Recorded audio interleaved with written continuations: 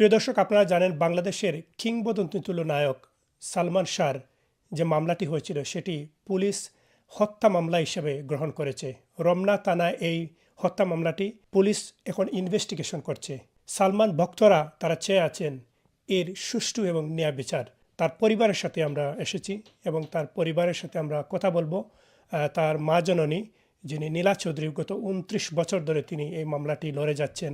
আজ আমরা তার কাছ থেকে জানতে চাইব এই মামলার আদ্যোপান্ত এবং এই মামলা আসলে তিনি কিভাবে লড়েছেন এবং এই মামলা থেকে তিনি তার প্রত্যাশা কী এবং বাংলাদেশ সরকারের কাছে তার দাবি কী, এর বিষয়ে পুরো বিষয় তার কাছে জানতে চাইব।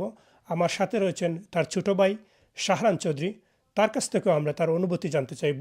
চলুন আমরা তার সাথে কথা বলি। আসসালামু আলাইকুম আমার প্রিয় দেশবাসী, সমগ্র বিশ্বের যত বাঙালি এবং সালমান শাহ ভক্ত যারাই আছেন, যে যেখানে আছেন, সর্বস্তরের সবাইকে, প্রিয়জনকে আমার সালাম, অভিনন্দন। আল্লাহু আকবার। আল্লাহু আকবার এই জন্য, আল্লাহ আমাদেরকে স্বস্তির নিঃশ্বাস ফেলার একটা সুযোগ দিয়েছেন এবং ধৈর্য যারা করে, সবর করে, তার সাথে তিনি আছেন, সেটা প্রমাণ হয়ে গেছে। বাংলাদেশে এখন দুটি মামলা চলছে। একটা শেখ হাসিনার মামলা, একই উকিলের কাছে, একই সলিসিটার, এবং সালমান শাহর মামলা। আমি নিজেই চিন্তা করে অবাক হয়ে গেলাম যে দুইটা রাষ্ট্রীয় মামলা একই ব্যক্তির কাছে একই সময়ে চলছে। আমার উকিল এখানে আর্ধেক করে ওখানে দৌড়াচ্ছে। কারণ আমি শেখ হাসিনা থাকাকালীন সময় সত্যি কথা বলতে কি সরকারকে ওইভাবে আমি বলিনি যে আপনি আমার মামলাটা দেখেন, কারণ আমি আল্লাহতে বিশ্বাসী। আমি আমার ছেলে আত্মহত্যা করে নাই, নিহত হয়েছে। আমি রাষ্ট্রের কাছে যে দাবি করা উচিত, যেটা চাওয়া উচিত, আমি মামলা করতে চেয়েছি। আমার মামলাকে প্রভাবিত করে তারা, ওই সরকারি দলের অনেক লোক ওখানে ইনভলভ ছিল, মাফিয়া ইনভলভ হয়ে আমার ছেলেকে যেখানে হত্যা হয়েছে সেটাকে আত্মহত্যা বলে প্রমাণ করে আমাকে চাপানোর চেষ্টা করা হয়েছে, আমাকে মেরে ফেলার, আমাকে গুম করার চেষ্টা করা হয়েছে। কেন? আমি ছেলের হত্যার মামলা চাই বলে। আমি হত্যা প্রমাণ করতে চাই, আত্মহত্যা না। সেই কারণে এই যে মামলাটা এখন হত্যা মামলা হিসাবে যে রেকর্ড হলো, এটা কিভাবে এই রেকর্ডটার এই প্রেক্ষাপটটা একটু বলবেন? প্রেক্ষাপট ওইটা তো ইজিলি পারতো। আচ্ছা, এটার হ্যাঁ ভালো প্রশ্ন। এটা অনেকেই বুঝে না, খালি বলে যে ডেট পাল্টাচ্ছে, ডেট পাল্টায় নাই। শেষের দিকে আজকে আমি মন খুলে আজকে বলতেছি এটাতে, টিভিতে, যে আমি শেষের দিকে আমার উকিলকে বলেছি আমি এখন আসবো না, আপনি যতটুকু পারেন ডেট নেন। তো বললো যে আর তো ডেট দিবে না। আমি যদি অসুস্থ থাকি ডেট তো দিতেই হবে। তো তাকে আমি কারণটা বলি নাই, এখন আমি বলছি কারণটা কি। আমি জানতাম যে ওই সরকারের সময় আমার বিচার হবে না, কারণ আমাকে গুম করতে চেয়েছিল। আমি 2018 সালে আমি দেশে আমি রয়ে গেছি। এখন আমার জীবন তো আমার রক্ষা করতে হবে, সেই জন্য যাইনি। তো সেই কারণে আবার শেষের দিকে বলা হয়েছিল যে মামলাটা এভাবে নষ্ট হয়ে যাবে আপনি যদি না আসেন। তো মাঝখানে আমি আমার ভাইকে আমি পাওয়ার অফ অ্যাটর্নি দিয়ে দিয়েছি, যেটা লাগবে সে সেটা ওখান থেকে করবে। আমি যখন যাওয়ার আমি ঠিকই চলে আমি এখান থেকে তাকে এবং কোর্টকে আমি নির্দেশ দিয়ে যাচ্ছি সবসময়। আপনি যে মামলার যা একটু হত্যা মামলা হিসাবে রেকর্ড হলো, এই মামলার আসামি কারা কারা? এটা প্রথমে 1 নম্বরে আছে সালমান শাহের স্ত্রী সামিরা হক, তারপরে তার আজিজ মোহাম্মদ বাহাই, ও কিন্তু ভাই না, বাহাই, আজিজ মোহাম্মদ বাহাই, তারপরে লুসি হক সামিরার মা, তারপরে ডনের সাথে যারা একটা গ্রুপ ছিল, যাদের কথা বলেছে ওই রিজবি, আমি সবার নাম এখন বলতে পারবো না। ওইখানে 11 জনের নাম দিয়ে, এবং গং আছে 11 জন না, এটা 100 জন বা 70 জনের উপরে যাবে তালিকা। এই গংরা কারা কারা হতে পারে? এই গং বলতে ওই তো বললাম আমি, এখানে মোস্তাক আসবে, তার হাজবেন্ড যার সাথে বিয়ে হয়েছিল, সালমানের বন্ধু ছিল, ঘরে ছিল, তার সাথেই বিয়ে হলো কেন? ওখানে তার সাথে এটা নিয়ে পারিবারিক একটা দ্বন্দ্ব ছিল। ডনের সাথে ওখানে আরও অনেকেই আছে, যেমন ফিল্মি সিন্ডিকেটের কারণে আমার ছেলে মারা গেছে, বাদল খন্দকারের নাম এখানে আছে এজাহারে। ফিল্মের অনেকের নাম আসবে, শাহ আলম কিরণ, তারপরে আরও আছে, নাম এখন আমি বলতে চাচ্ছি না। আর সোহানুর রহমান সোহান্ত মারা গেছেন। আনন্দ ফিল্মসের সিরাজুল ইসলাম, সুকুমার রঞ্জন, যেখানে শোনা যায় ভারতের দিয়ে মারা হয়েছে, তো উনি ভারতের লোক ছিলেন এবং এমপি ছিলেন, বনোজ কুমারের খুব কাছের লোক ছিলেন। তো এই হলো এই আর মাঝখানে বলতে হয় যে বনোজ কুমার আমার পিবিআইয়ের কর্তা ছিলেন, হয়তো কর্মকর্তা। উনি যে সাজানো নাটকটা করেছেন, এখন জানা যাচ্ছে তিনিও ভারতীয় ছিলেন, তার ভারতীয় পাসপোর্টও ছিল। আপনি কি বলতে চাচ্ছেন যে ভারতীয় একটা ইন্ধন ছিল হ্যাঁ, তার হত্যার ক্ষেত্রে? আছে, কারণ আজিজ মোহাম্মদ ভাই একজন যখন খুব কর্মক্ষম, মানে খুব পাওয়ারফুল লোক, ওরা তো মাফিয়ার সাহায্যে চলে। তো কিছু করে তখন তারা নিজের হাতে তো কিছু করে না, কাউকে ভারতীয় মানুষ নিয়ে কাউকে দিয়ে তারা এভিডেন্স রাখে না, তারা ওইভাবেই কাজ করায়।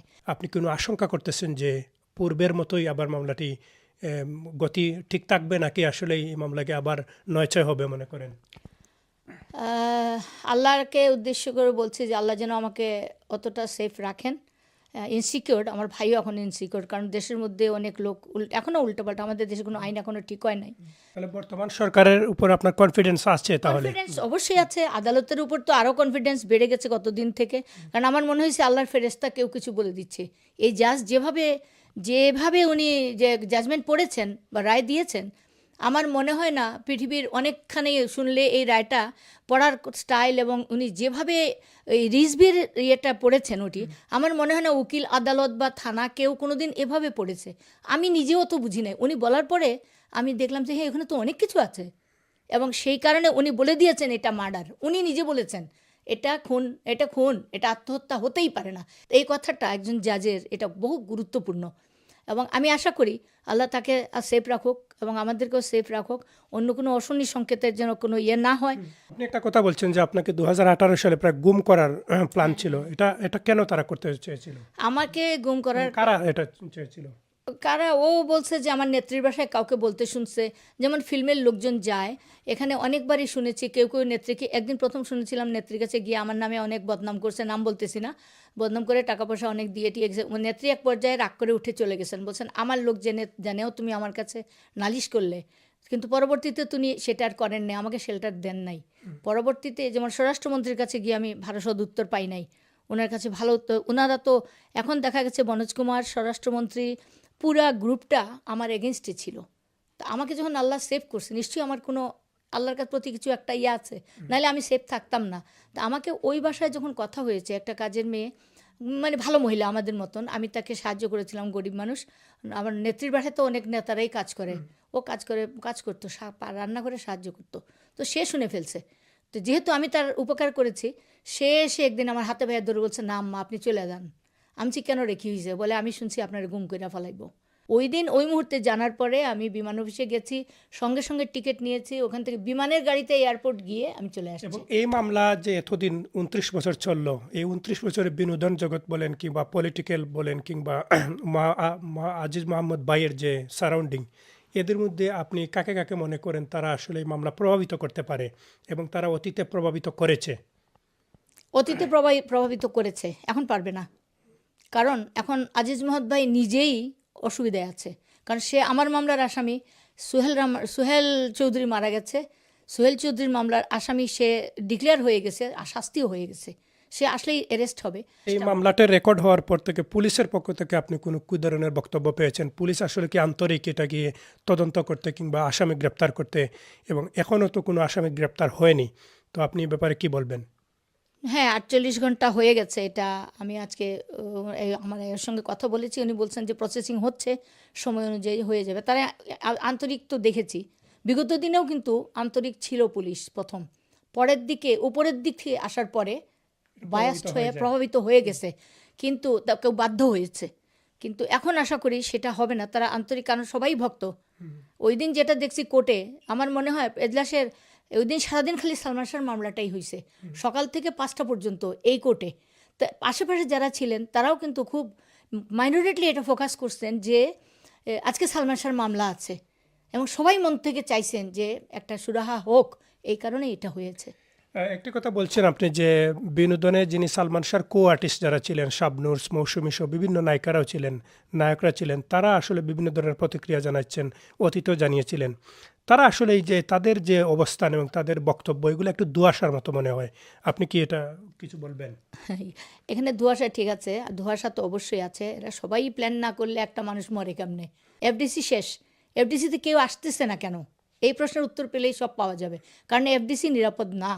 বিভিন্ন কারণ আছে, এটা ফিল্মি সিন্ডিকেট অনেক জড়িত আছে। আমার এই মামলায় আরও অনেকের নাম এসে যাবে, অটোমেটিক্যালি এসে যাবে, কারণও বুঝাই দেওয়া যাবে কেন।